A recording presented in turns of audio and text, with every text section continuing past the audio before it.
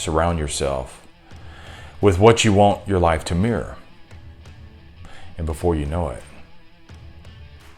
that's what your life will look like. I just finished Melissa Burrow's book, Chasing Bentleys. The power of accountability in achieving your goals. And in it, in chapter 7, she speaks of developing your inner circle. And in social media, dude, we have followers, we have friends, we have connections. But I've given little thought to developing my inner circle. I always thought the inner circle was, when I hear the term, I always think that, it's for the Warren Buffetts and the Richard Bransons and the Bill Gates of this world. Inner circle, the Tyler Perrys, where you have this inner kingdom and you're already ultra successful and they're just kind of like your board of directors. But your inner circle, you need to develop right now. No matter where you find yourself socially ranked, start developing that circle. And it's in reading this book that I realized that I got to be strategic in developing my core. Because just because you have friends doesn't mean they're all good for you. And many of the friends that we have in our lives are not good for us at all. And it's important that I only allow people in my inner circle who are seeking change just like me. Because see, I can't change you. You have to make the decision and also have the desire to change yourself. Burrow writes, surround yourself with people who want to evolve and are constantly seeking growth. Don't waste your time otherwise. The people with whom you surround yourself with are the biggest influence on our own behavior, our own attitudes, and our own results. She goes on to say that you have to ask yourself this question. Do the people in my circle, do they motivate me or do they drain me? See, I've got to be careful with who I spend my time with.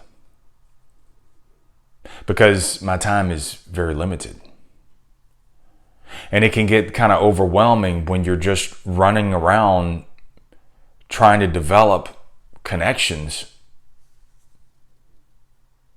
and you're not strategic on why you're doing it.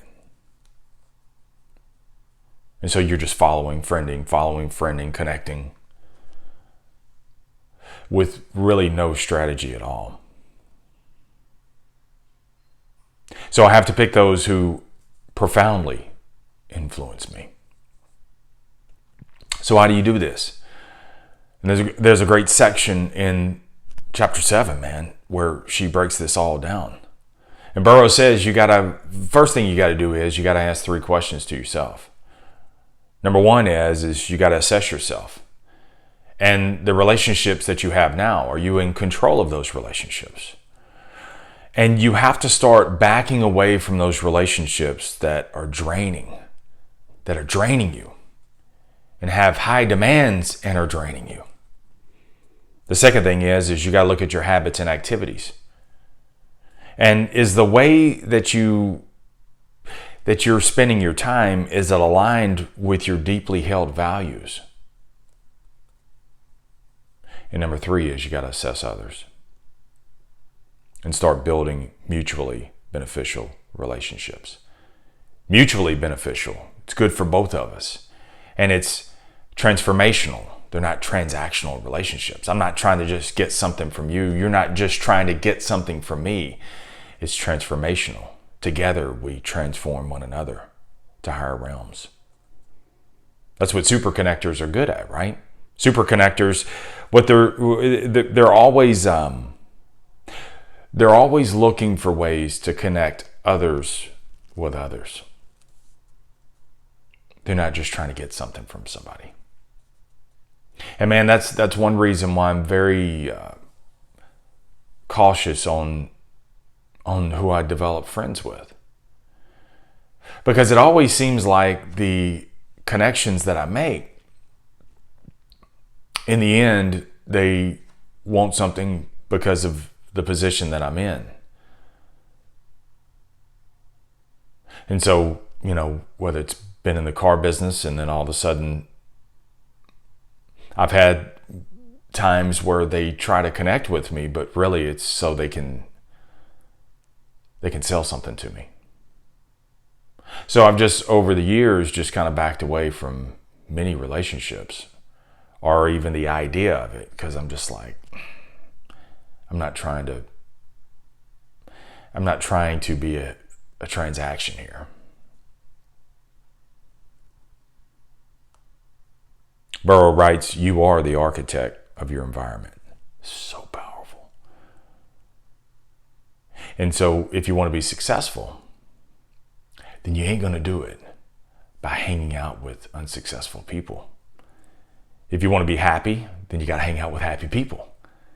If you want to be a millionaire, then I suggest that you start developing an inner circle of millionaires. And don't think for 1 minute it's not possible. It's just the millionaires aren't going to allow you into their inner circle if you're about that BS, man. If you're a pusher, man. If you're on a whole different level than the masses of this world, you can develop that connection. It's there. It's available. So Burrow, what she started doing is she started being strategic in her relationships. And she basically ranked all of her friends on 1 to 10, 10 being the best, 10 being part of the inner circle. And out of, I think it was like 33 friends, out of all those friends, only one made the cut. Only one was a 10. And once she developed an inner circle list on the highest qualities that she needed for her inner circle, she started having the most amazing conversations with random people in random places. Instead of talking on the phone with no life, no goals kind of friends that she's had for a long time, she started distancing herself from those. And it's a natural distance, because as you start developing this inner circle, you'll have less time for them anyway, and you'll grow apart from them. And the people in your life, man, they're here for reasons, seasons, or a lifetime. And some people come into your life, they provide value, and then y'all grow apart and you move on. That's a season.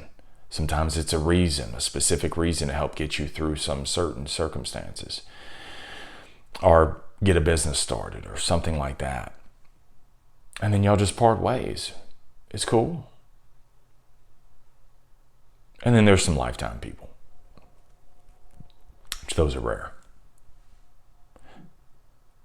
So Burrow broke down her inner circle list. And this is what I want to share with you.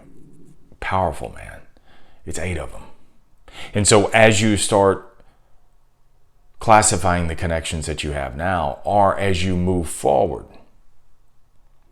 and you start having conversations with people, see where they rank. See if they could fall within this inner circle list. Because a connection or an inner circle, it's not one size fits all. It's not yes or no, you're in or you're out. Where do they rank? The first one is motivational or inspirational leaders. And these are the ones who help you, they help you see your strengths, and then they advise you how to leverage those strengths. These are people that are generous with their time. The second ones are loyalty leaders.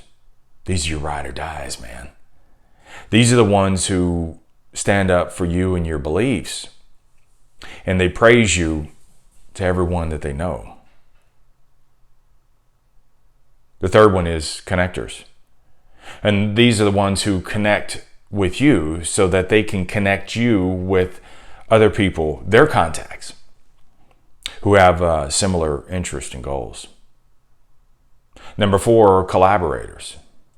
These are the ones that you probably spend the most time with, collaborating.